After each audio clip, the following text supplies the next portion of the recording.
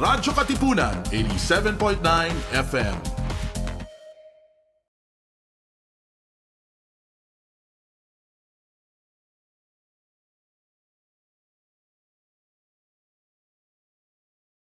Radyo, radyo, radyo, radyo, radyo, radyo, radyo, Katipunan, radyo, Katipunan, radyo, Katipunan, radyo, radyo, radyo, Katipunan, radyo, Katipunan. The voice of the Blue Eagle, kami di mapipigil sa pagbabalitang tumpak at tama. Buhay atin sa labas ng eskwela, ating ibibida lahat ng eskwela. Radyo, radyo, Katipunan, radyo, radyo, Katipunan, radyo, Katipunan, Katipunan. Kawan ni Ignacio, Katipunero, sugo, todo sa kayod, tulong at tulong. Lipad na Blue Eagle, galing giting at tigil.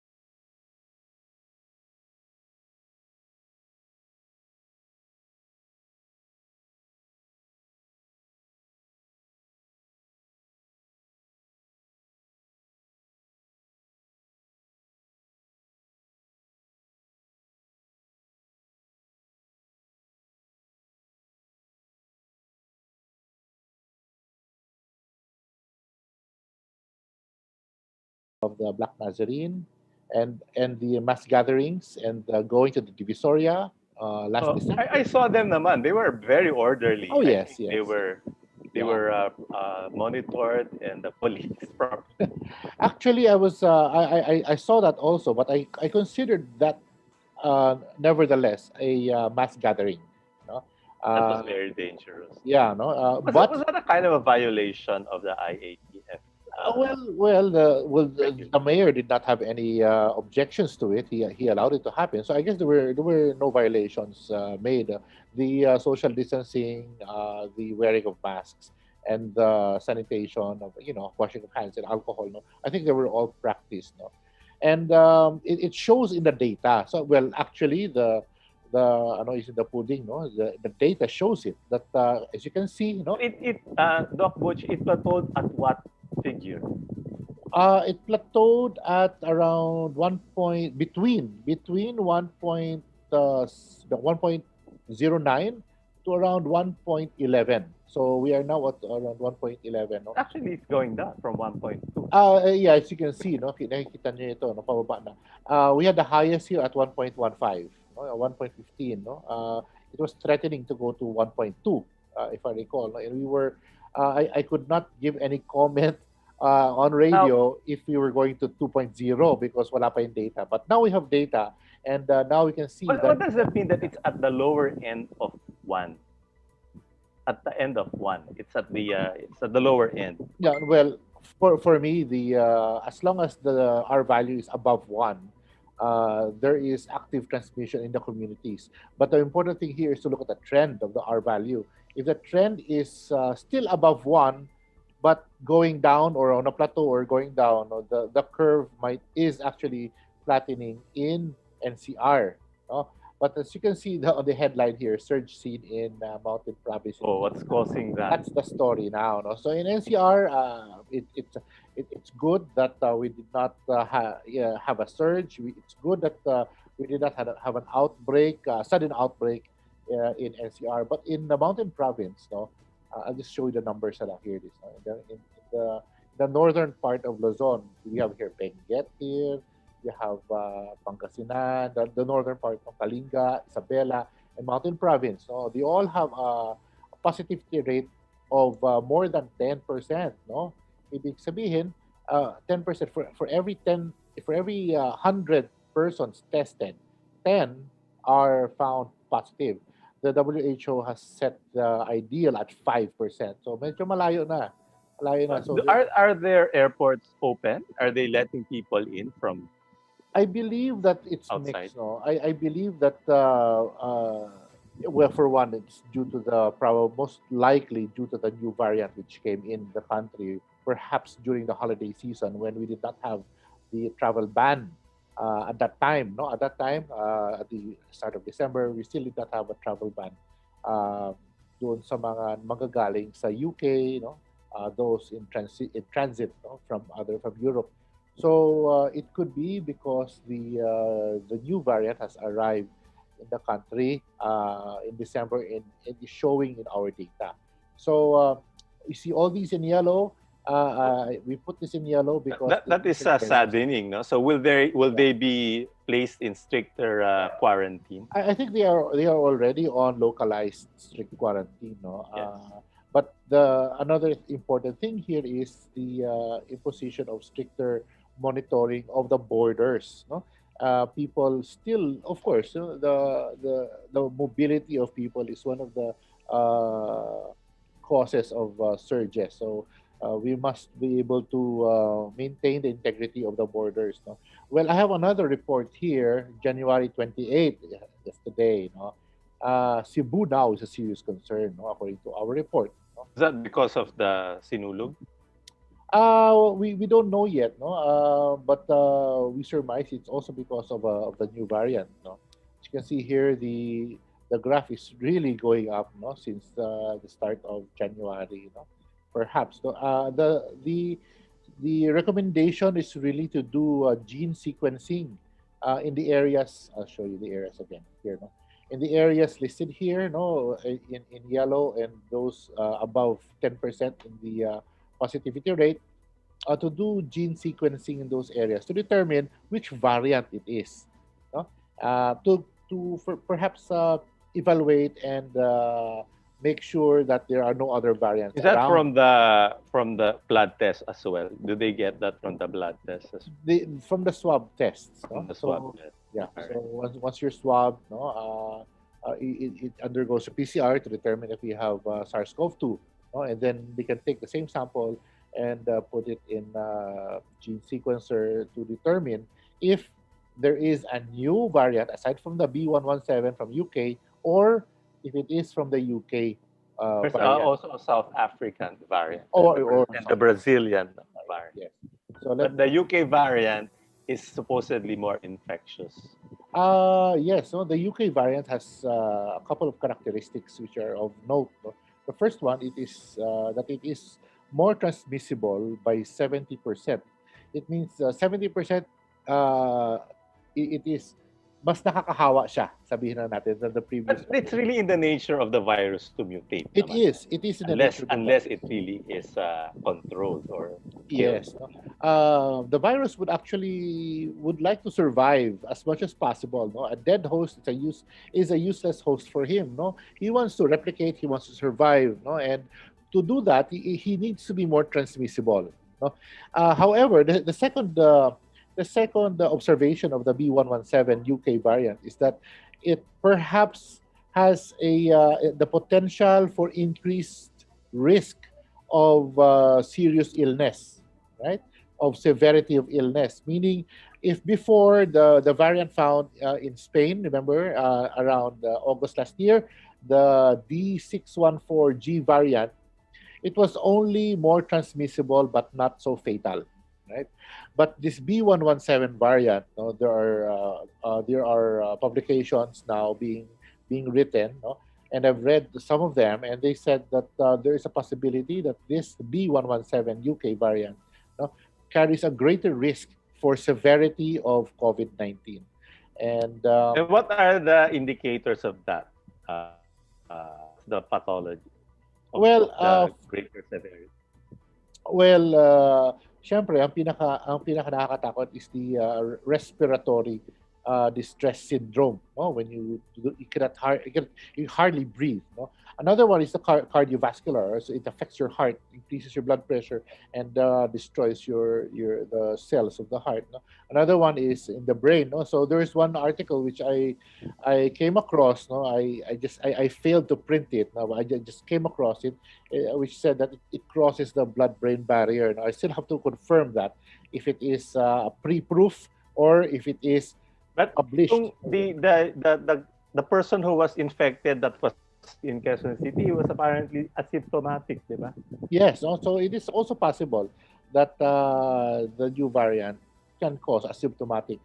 Again, no, much of the numbers of COVID positive patients are asymptomatic and mild, right? So at around, I think 80% or even more, 85% are Pero mild it asymptomatic. the fact that it is in the northern part is the cold wind coming from the north exacerbating the infection, no? Well, I don't think so. Perhaps yes, but for me, well, here in Metro Manila at the start of the year, it was kind of chilly. No, medyo malamig din. But if you remember the data I showed you, it was actually going down. Aircon lang dito. Kita mo yung kwarto ko. Aircon lang ako. Oh, anyway. So, let's Ben is on the road. Ben, are you there? Yeah. Where are Kasi you? I just came from the port. This is the first big day of our ecological sampling for Manila Bay. So, All right. So do you have anything to add before we go to our topic? Yeah. Thanks, Butch. wala na. But then, That's it. ang problema lang yun doon sa north. That's your territory, Dr. Vallejo. Well, yes and no. No, the problem is in the north now. However, people still can move around. No, so people from the north can travel to Bicol. From the north can travel to And with other that new NLEX, diba? O, lalo na mas Maybe mabilis. that's the one that. Well, no, I don't want to blame it on the. Is Dr. Vallejo, you want to add anything, or do you want to start us off? Dean Mel is already there. I don't know if you can see him. Dean Mel, I'd also like to introduce you to Dr. Vallejo. He is actually the person that you will be sparring with. No, actually, you have he's also from the UP Diliman. He's also from UP. So why don't you start us off, Ben? Ben? Yes, correct, Ben. You can ask Dean Mel anything. Yung big issue. Yes. Okay. Well, the big issue now is the controversy about the so-called so-called red tagging of the universities. I think even Ateneo is Why one of the don't we, leading good friend, universities to be can you tagged. start with the definition of academic freedom muna? Yeah, that's Can you give us a good summary or definition of what academic freedom is? Ako ba? Ako? Okay, Yes, just sir. to Yes, sir. starters lang, no? Yeah. What is academic freedom? Okay. Well, each university has its own definition, but generally, it's the freedom to generate or seek knowledge without fear of harassment or persecution or anything that will constrain the generation and teaching of knowledge. That is the most basic definition. But of course, different universities may have different ways of interpreting that.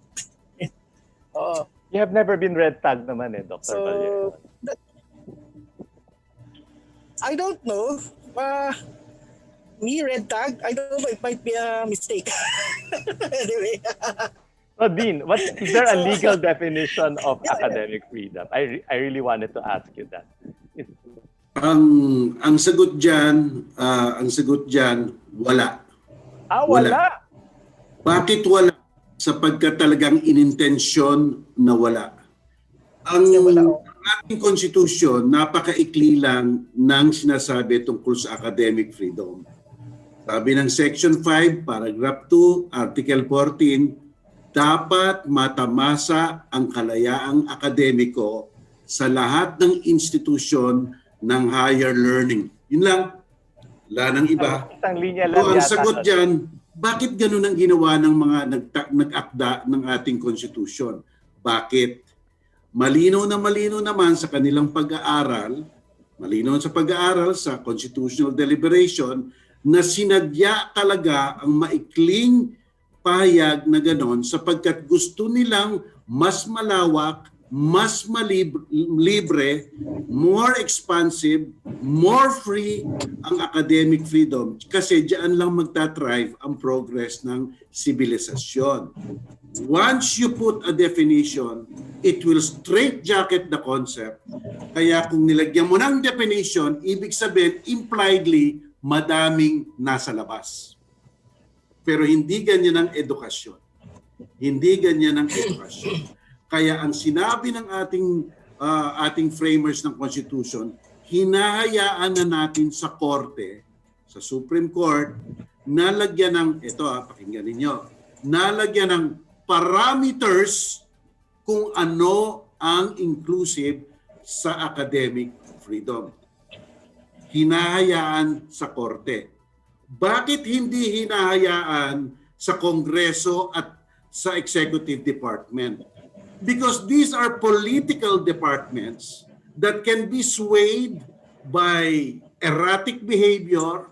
They may slant the definition. Talagang iba ang culture ng mga politiko sa pag-uhugis ng definition. Kaya nga andain nating batas na palpak. Lalo na kung ang edukasyon ang pinag-uusapan, hindi dapat magte-take tayo ng risk. So, ginawa ba ng Supreme Court ang trabaho nila para gumawa ng parameters sa academic freedom? Ang sagot, of course, yes.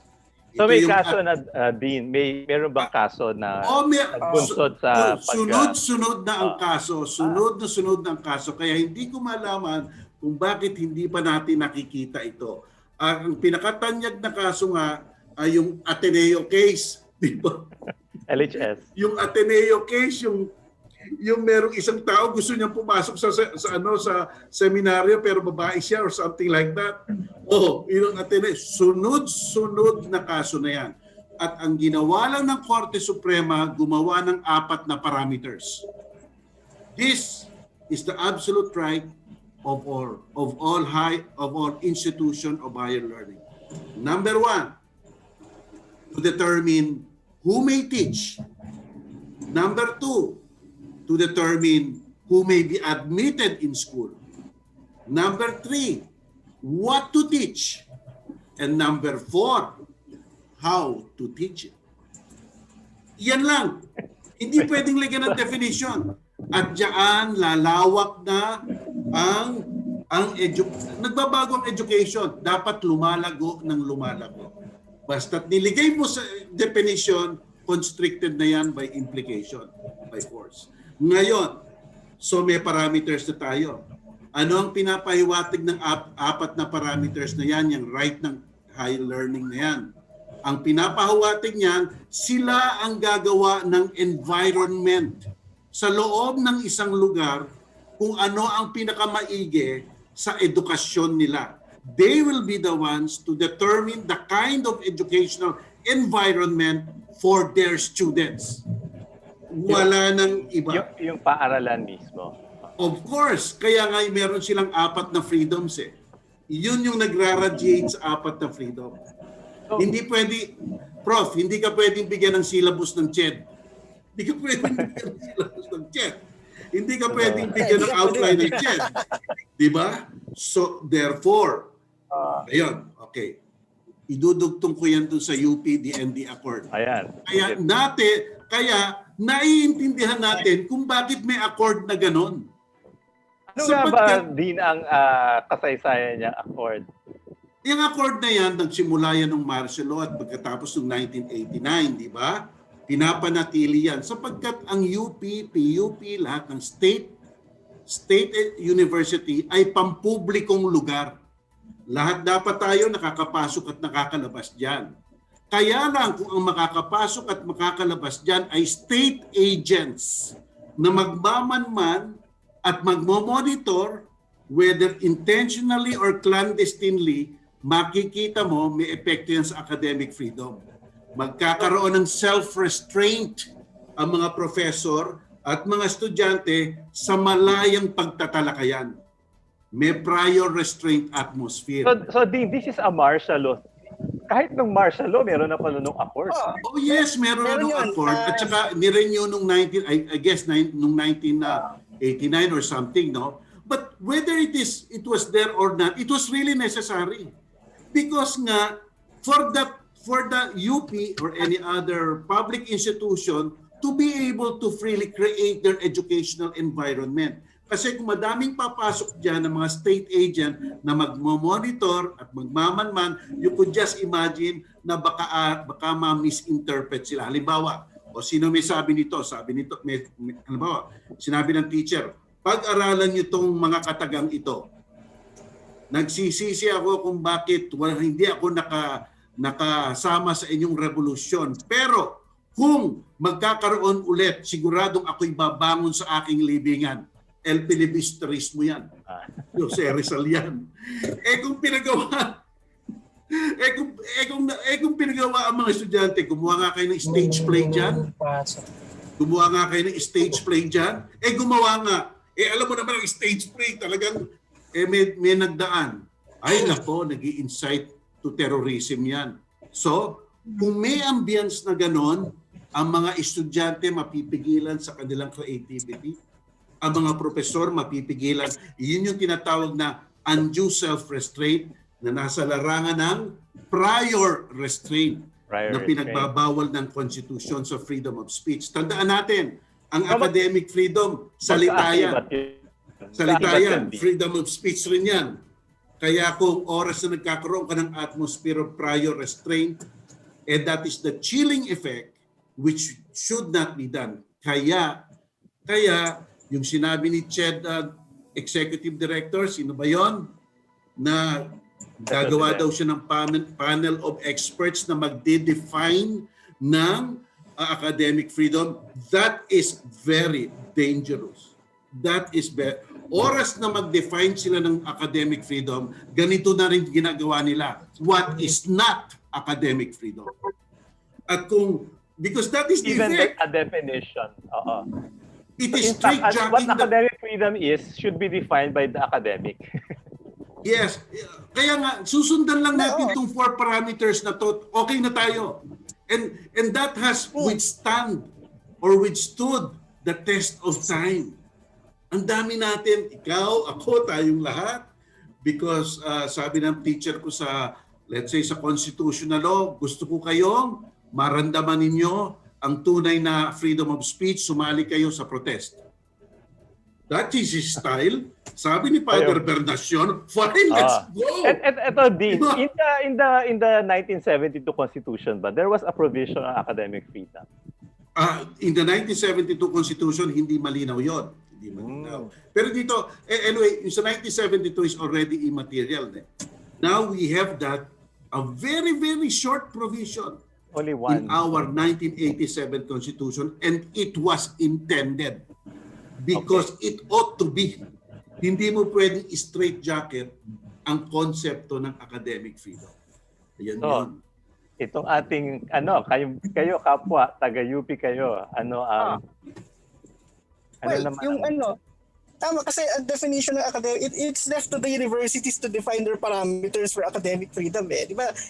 Sa US, it become controversial that this, I forgot the name of the Association of Universities, di ba? They set certain parameters. No? But the point there is the academic community is the one that defines their academic freedom. Now, sabi nga ni Dean kanina na Supreme Court has so many rulings, totoo naman yan, and the Supreme Court is on the putting it on the side of the universities to set their who they can teach, whom they can admit, and what they could teach. And how they could teach, I think and how they should teach. How should they Yes, teach? so they can just teach And, by letting the it's- students join the rallies, and that's within academic freedom. Yes, of course. Yeah, Of course. It is an extension of the freedom of speech. Yung academic freedom. Which is a fundamental kasi human right. Defining it might end up to be counterproductive kasi this scope of knowledge is expanding. So how can you define something that will be, the definition will not be relevant in a few years' time? So it belongs to the universities really to set their parameters. Tama si Attorney Vallejo, tama yun, no? I-constrict mo ngayon, paano susulong to? Minsan na nga, nahuhuli na nga tayo sa technology, di ba? Yung ating mga batas, nahuhuli na sa technology Hinahabol natin Kita nyo yung cybercrime law. Noon, nagkaroon ng internet, hindi lang mapahil-pahilan ng libel kasi walang batas. So, gumawa sila ng cybercrime because naabutan sila ng technology. Ang edukasyon, napakahalaga. Sobra ang halaga nito na hindi... So you're saying, Dean, kapag nag-encroach ka sa academic freedom, let's say, in the name of any whatever it is, that will have a chilling effect on the pursuit of knowledge doon sa buong akademya. Yun ang...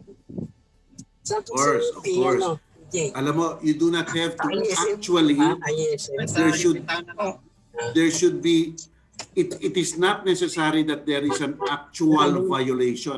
Kaya madalas nating naririnig yung chilling effect, di ba? Yung chilling effect ng may atmosphere na ganon, hindi pa nangyayari, hindi ka pa nagsasalita, hindi ka pa nagtuturo, napipigilan ka na. Hindi parang gano'n sa Ateneo, joke. Gusto ko sabihin, Dean, is that an absolute? Is this freedom absolute? That, yes, walang definition yung Constitution. But that's just like everything else in the Constitution. That's what the Constitution does. It limits the powers and the freedoms. No? So, what are the limits to this freedom? Are there limits to the freedom, or there are no limits to the freedom? Well, kasama na yon. I mean, freedom should not be misinterpreted as licentiousness. No? When you say freedom, kaakibat na doon ang responsibility. Correct. So, yun, kakabit parate, freedom and responsibility. Ang licentiousness, yun ang nagwawala ka na, chaos yun. Ibang freedom yun. Diba? Freedom is responsibility. So, since implied doon that you must be responsible, may mga batas tayo dyan. So under our civil code, merong abuse of right doctrine, di ba? Malaya ka magsalita, pero di ba yung classic example, malaya ka magsalita, pero at malaya kang sumigaw. Pero kung sa loob ng sining madilim, sumigaw ka ng sunog, tapos nag-stampede, dadakipin ka. Nakapinsala ka. May limit lahat. You don't, So, diba? do you think that what they're saying, no, for the interest of security, or what you call that, paano ba yan nilalagay sa salita ng wika ng batas? Kasi they're say they want to stop the insurgency, and so they're saying that that's in the name of that they want to do this. Is that like a responsible use of their right to encroach on academic freedom? No. Okay, all right. Ang ating constitution may tinatawag na Bill of Rights, no? Ang ating constitution, mag-i-imagine kayo ng bilog. Yung bilog na yan, diyan nililigay ng constitution natin ang kapangyarihan ng gobyerno, ang kapangyarihan ng mga tinalaga natin sa gobyerno, kapangyarihan ng pulis, presidente, nasa bilog na yan. Pero sa gitna ng bilog na yan, may importanteng bilog. Yun ang Bill of Rights. Yeah. Sinasabi ng ating constitution, government as a general rule, government don't step on the grass. Ito yung grass. At ano ang nasa loob doon? Yan na yung pumapasok ng mga kalayaan natin. Freedom of speech, freedom of the press, freedom, yung pinakamahalagang freedom, ang kalayaang magpetisyon sa pamahalaan upang ilahad ang ating mga karaingan. Freedom to express the redress of grievances. Naandun sa loob yan. Hindi pwedeng kitilin yan. Pwede lang limitahan yan ng gobyernong pumapaligid kung babagsak na ang gobyerno sa pag-i-express mo. Yan yung tinatawag na hindi naman yata yung mga estudyante lang. Yan yung clear and present danger rule. Pwedeng ilimitahan ang iyong expression kung may clear and present danger sa mga pinagsasasabi mo, baka bumagsak ang ating estado. Pero mga estudyante lang to, tama ka, mga estudyante lang to. Dali naman paupuin yung mga yun. Alam mo, mababait naman ng mga estudyante. Mababait naman ng mga estudyante. Si Butch is very quiet. So, Ben, anything else you want to add? Apparently, yung case na sinasabi nga ni Dean about may limitations naman talaga academic freedom. For example, tinuturo ko sa STS class na oras na nagsabi ka sa klase na gusto ko patayin yung classmate ko kasi may ginawa siya sa aking masama. That will put him into some sort of criminal liability. So hindi siya academic speech. Also yung hate speech, yung dinidemonize mo na yung mga certain minorities or that is not academic speech. So may mga limits din, and maybe the university can put sanctions on any student promoting demonizing minorities or di ba? So hindi siya 100%. Sinasabi ko nga sa class ko the freedom of thought is 100% not limited. But oras na nilabas mo na yung thoughts mo for action, the state has the right to limit you, di ba? Maybe not the state, but it's already implied in the Constitution. Kasi, you have to use the freedom responsibly. Sabi ko nga sa kanila is oblation run, magtatatakbo kayo na nakahubad sa UP. That's freedom of speech, no? I don't think it's a threat to the state, di ba? But once you start plotting to kill people and things like that, ano na yun? That's no longer academic speech. Yan ang sinasabi ko sa kanila. The question is, who determines that limit, di ba? Hindi naman this is a question that well, according to Dean, it's the academic himself or herself who defines his academic freedom. But well, at least that will be my position, and not even the administrator can define it. And the community itself, the academic community of your university, will determine the parameters of what that freedom is. For example, in UP, in contrast to other schools run by the churches, no, we cannot teach any religious doctrine. As Bawal yun. doctrine. Oo, kasi As doctrine. hindi kami pwede magturo ng Catholic theology, Protestant theology, Islamic na unless it's a part of a religious studies program, di ba? In that sense, our academic freedom is limited because we are a secular university, di ba? But of course, in Ateneo, you can teach theology as Jesuits have taught you. That is expanded academic freedom, But you which also we cannot don't expect the have. student to accept it as true. You cannot make the student say, "Oh, this is the truth." That would be encroaching on his academic freedom. Yeah, because our charter doesn't allow us to do that, di ba? But do you think, Dean, that this is just a question of us explaining to the military what academic freedom is? I guess so. I think so. Now I have a proposal for that because our soldiers are not the present crop of officers are not coming from a liberal education background. In the US, maraming members of the officers corps, they came from a liberal education background. Therefore, they would know exactly what it means in But the uniform services. doesn't government have oversight over military colleges as well? No, the point, that's under the DND, no? Yung military colleges natin. But what if we advance the ROTC program in which our potential officers, of course, some who want to consider a military career, would have been educated in a university. Then it would have been better to tell Lorenzana is supposed to be an Atenean, Dean. Ha? Sino?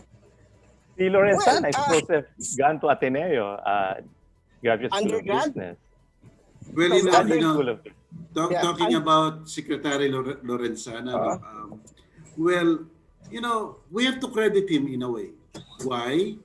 Because sa kanya nanggaling yung, I'm just quoting from newspaper accounts. I wrote an article about this in Rappler.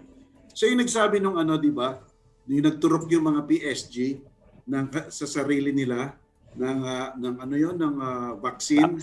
Siya yung nagsabi, it didn't pass sabi hindi nagpass ng FDA, wala siyang alam. So, yes, it's smuggled, quote unquote. Okay. Ngayon, doon sa red tagging naman, sinabi niya sa AFP last Monday, di ba, January 25, sabi niya, it was an unpardonable gaffe, GAFFE, blunder. Kasi may mga nakalista doon na talagang wala namang kinalaman. So sabi niya, the AFP should ask for an apology. In a way, nakikita natin na yes, may pagkakamali and the admission is coming from within. And that is good because that's accountability. Kung wala tayong accountability, kung hindi nakikita ng mga tao yan, lahat magiging one-sided, mas lalong magkakagulo. So ngayon, nasasabi natin, bakit ganun? Ganun pala. So it has a good effect in a way, no? Yung kanyang pag-amin so we can see traces. We can see traces of the... Yeah, And then ito naman sa UP, di ba sabi niya he would want to reach out to Attorney Danicon, no? Kaibigan ko yan, si Danicon. So and that's a good step, no? Because I think this problem is resolvable in UPDND. They only have to make conversation with each other. Alam niyo yun? And then set the parameters and respect each other's domain and come up with a bridge between them. I think it will be solved. Right. You have other concerns that you want to ask the Dean for? Well, ganun nga, if there's really grounds for filing criminal charges on members of the academe, then they should have just filed the charges, no, and let it stand in court. I think that's the way to do. We are under a system of laws, di ba? The rule of law. Hindi on mere suspicion, you're accused of something. Yes, So, yes. that's very important, no? You mentioned that there was a petition. There are already petitions filed to Supreme Court, or Ay, sa anti-terrorism law, That's yeah, another, you're part of yeah, that. yeah, You're no, part of that.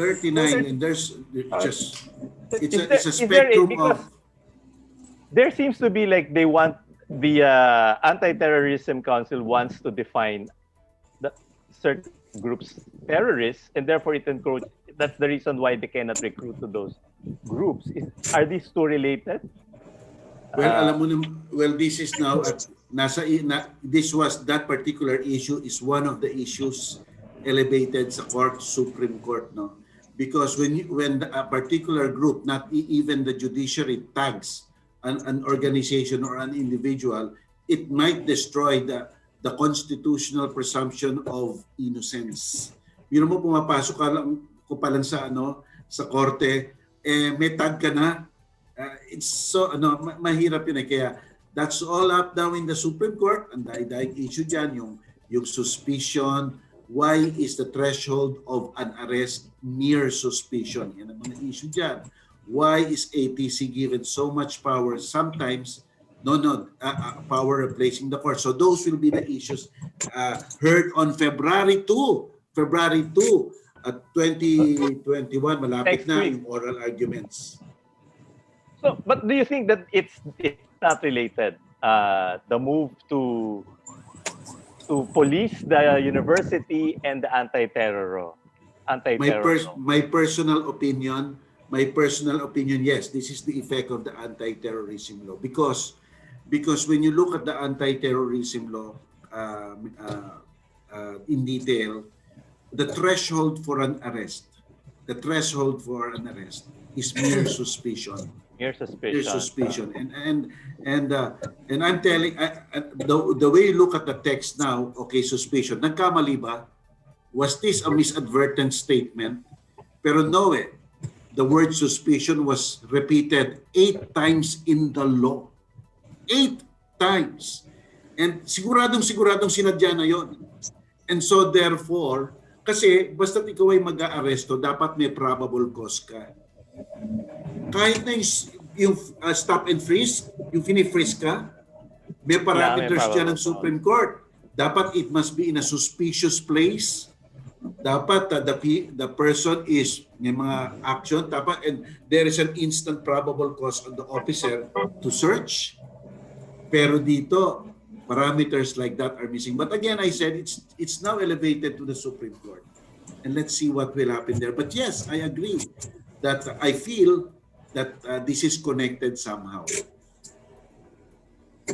So, is this something, Doc Butch and Doc Ben, is there already a chilling effect in the university because of this chilling effect, the abrogation of the accord? How is it affecting you? Even you. Me. This discussions among the faculty, this is becoming quite serious because you just cannot serve a warrant of arrest in the university, no. May in the accords kasi the one official of the university should be present in order when the warrant is served, no. The point, ang kinakatakutan lang kasi is people just disappearing into the night, as they say, in the university. And it's not that kung may criminal liability ang estudyante o professor, of course, the police with a warrant from the courts, they can arrest the these student people. is entitled to a phone call, di ba? Ano? The student is Remember, another thing that entitled to a phone call. Another thing that anybody in the university, professor, staff, or student has the right to counsel. Paano kung kinuha ka na lang without the right to have your lawyer? These are important questions that need to be. So how is it affecting you guys, Coach? Well, sa akin naman, with regards to the chilling effect for students, no, it's just the idea because there's nobody in UP. No, we're all virtual learning and online learning. There's nobody. Well, that's another question. Why is this happening during online courses? I mean, That's the question I'm asking myself. You're question is as good as mine. Yeah, it's I agree with Dean a while ago when he said we have to have we have to create an atmosphere of learning. No, this is where when you go to college. You know, for me, college is the whole thing, the whole experience. It's a laboratory. No, where a student enters with a clean slate, a blank canvas. No, and when you have distractions to learning, no? Kung may balakid ka sa learning, then you're not getting the real lessons that you're supposed to get at that age, at that time, no? For you to be able to graduate as a citizen who is productive, a citizen who is responsible, no? All of those things, no? The creation of this environment is critical. So I actually first time ko narinig yung apat na yung apat na So that's a good question to ask Doc Butch, who came from the Ateneo in grade school, high school, and then you went to UP. Was that the marked difference between the Ateneo and UP? That there was greater freedom?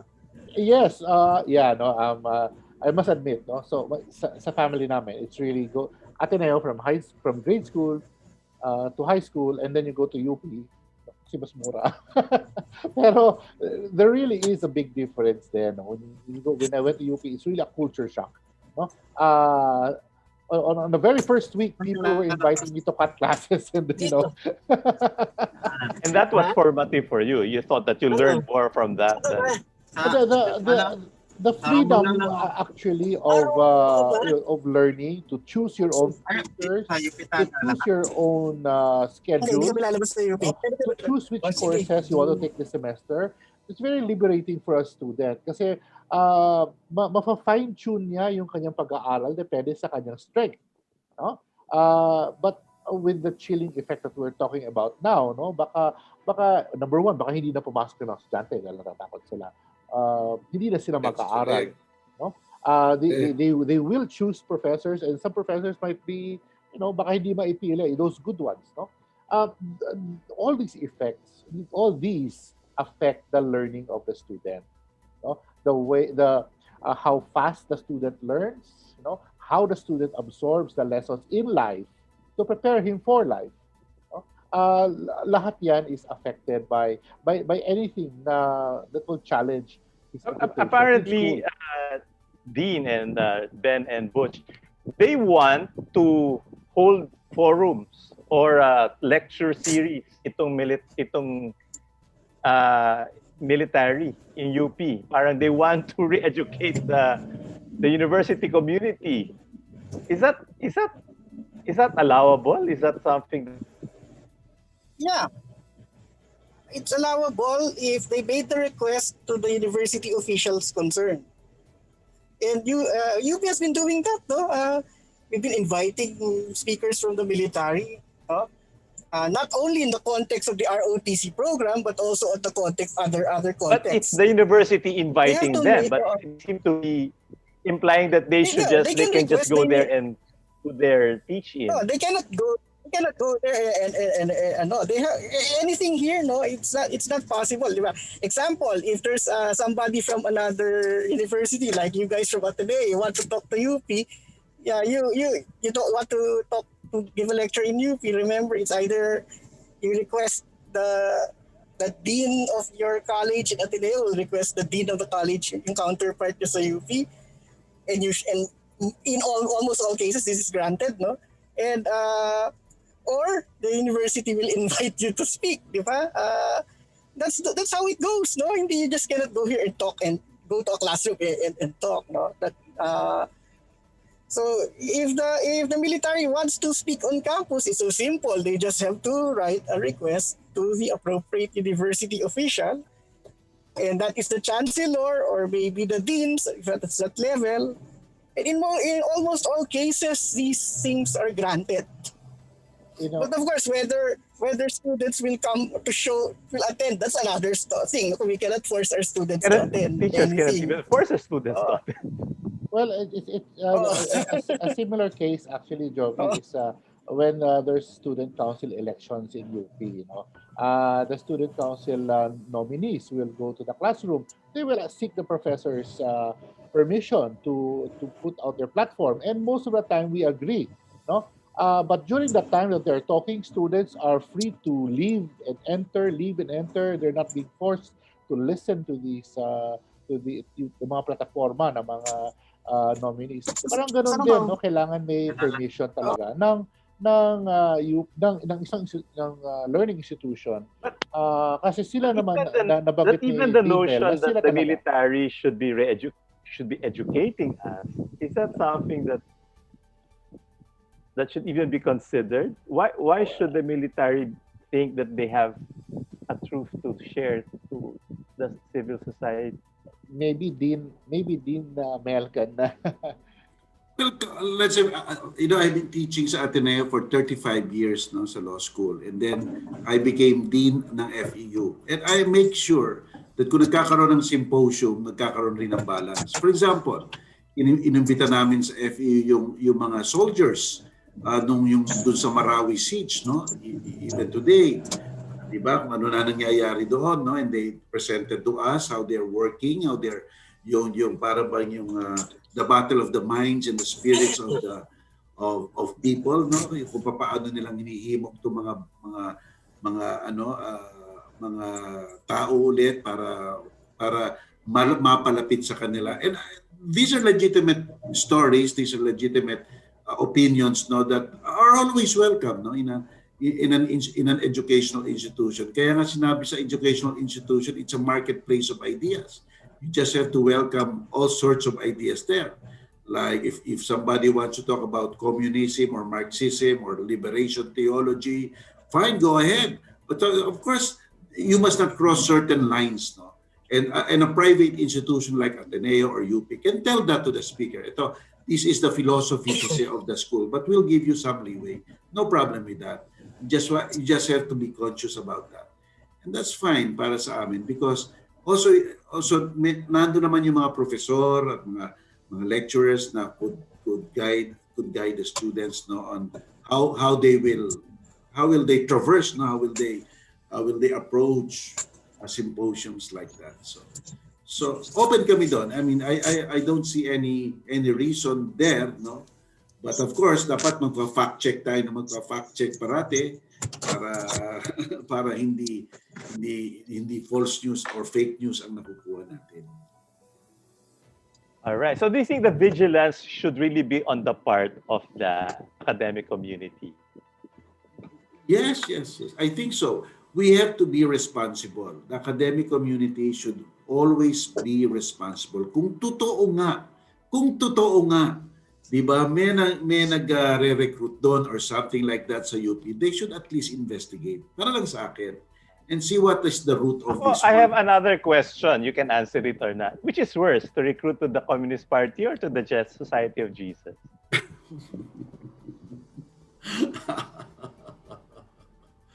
Of course, for the Society of Jesus, papakainin ka muna. You know, my son is a philosophy professor dyan sa Ateneo, di ba?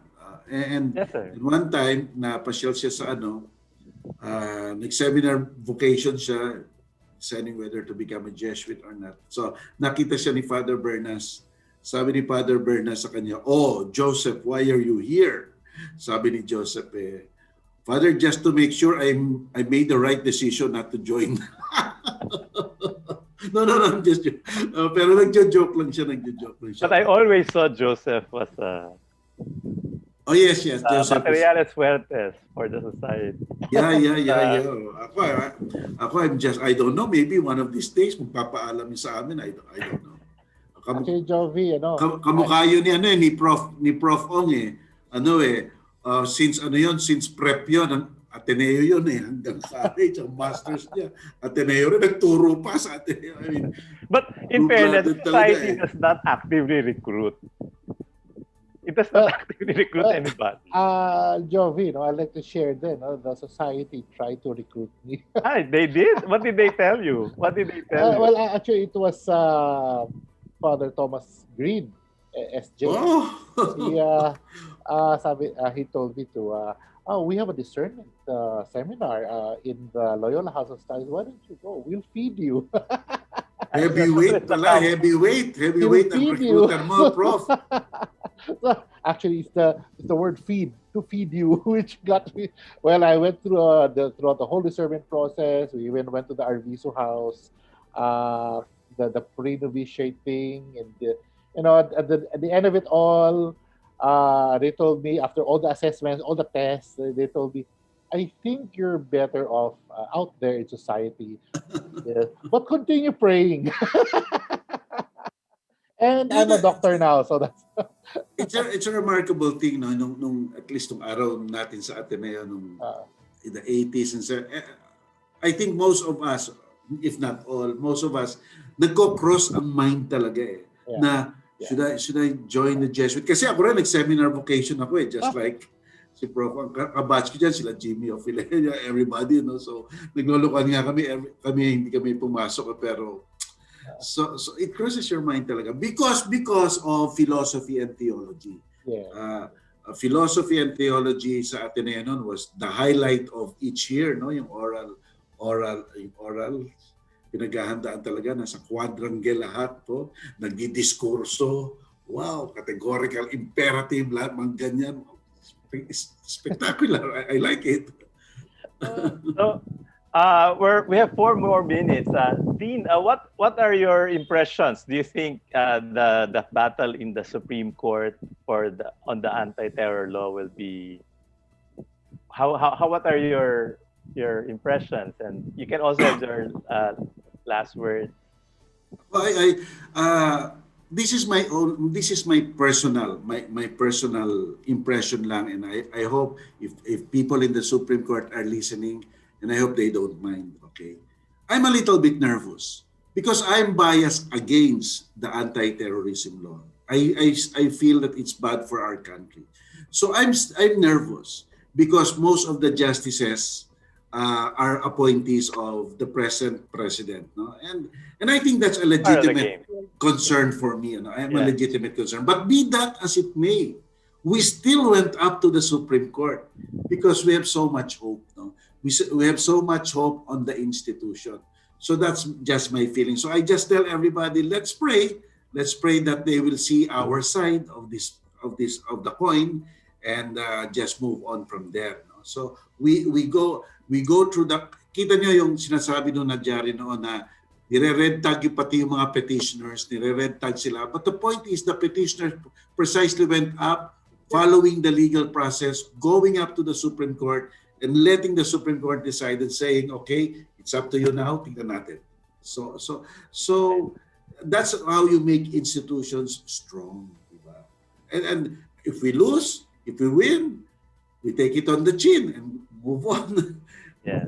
And just ganun yan. So, But let's February always 2 is hope for the oral best. arguments, no? February 2 is oral arguments. February 2 is the oral argument. Mag-oral argue for the petitioners. 8 lang sila because there are so many. So ang ginawa ng Supreme Court, can you just choose among yourselves? So nag-choose about 8, and then the other side will be the Office of the Solicitor General. And then let's see what will happen. Open naman yan nasa YouTube. So, right. So let's thanks pray. again, Dina, for coming, and I think it clarified a lot of things to us, even to me. It was my pleasure, my honor, and it was a joy to be here again to be here at the Radyo Katipunan. Again, na-interview na pala ako ni Father Nono. So we're still looking forward to your show if you still want to have your show. Well, I have a show every Sunday at Signal Cable Channel 1 PH. It's the Dean Mel Show. And I have a YouTube channel at Attorney Mel Santa Maria YouTube channel. And every morning, MWF, I have a 5-minute segment with Ted Filon on legal basis. So yun na lang. Yung aking noontime show signed off the air na. So is that so deep? Is that so? So Yes, you're also yes, crossing over to ABS-CBN? No, I'm not crossing over to ABS-CBN. Ted Filon is with ABC. Yes. A lot of ABS-CBN artists and talents and anchors lumipat na sa TV5. Rated Corina is the show before me. Ted Filon, DJ Chacha. All right. So thanks again. Thank you. Dean. I'll see you again. So Butch and Ben are farewells. Yeah, I think I'll because we talked about discernment, we talked about maybe I will just share for everybody what Father Green told me once, to always pray, to pray for our country. Now we pray for the citizens, pray for academic institutions, no? That the wisdom of God will enlighten those who can make a change. Uh, that is all that I can share. All right. For Spoken like a true Athenian. uh, So, Ben, the last word. You? Yeah, with these things happening now, each and every student will have to defend and uphold the Constitution of the Philippines without heed to the cost of what that will be. Okay? Yun lang ang aking last statement. Okay? All right. Uphold So, the Constitution. so that's our show this afternoon on academic freedom. We hope that it clarified certain things and it gave us hope. So see you again next week on another RK Asks. Bye. bye, guys. Bye bye.